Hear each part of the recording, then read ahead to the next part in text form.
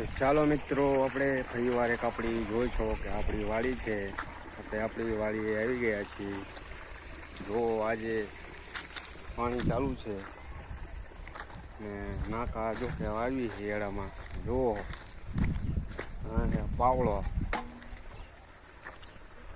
હે, જુઓ તમે. નથી નાકું વારવાનું ને જો એડામાં પછી હાથિયું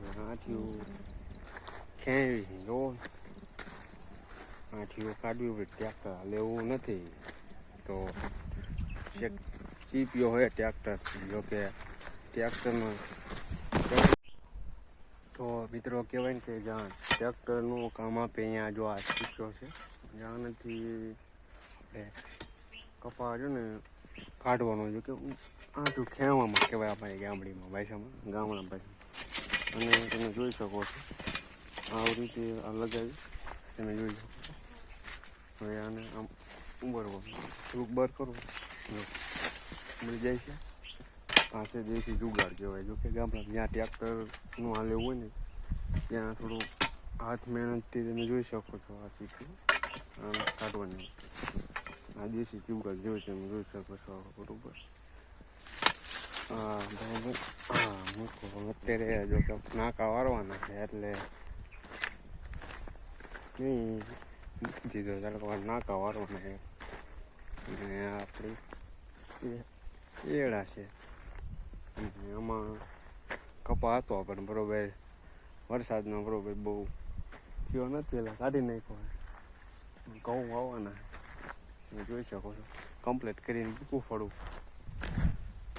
ઘઉં વાવવાના ભાઈ તમને કહીશ કે ઘઉં કઈ રીતે ઉગે, કઈ રીતે એને પાણી પાવું. હા જુઓ આપણી વાડી જોઈ શકો છો.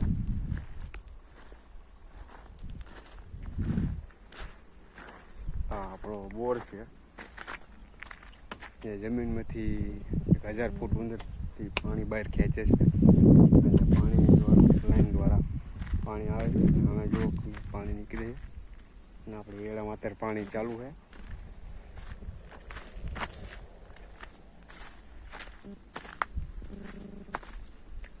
તો પછી આ છે એડા, એનો ઢગલો એડા ને પછી સુકાઈ જાય પછી એના લણવામાં છે. સુકાઈ જાય પછી આવડી ઢગલો કરવો, આવડી તેને લણીને તેને સુકાવા દેવો પડે.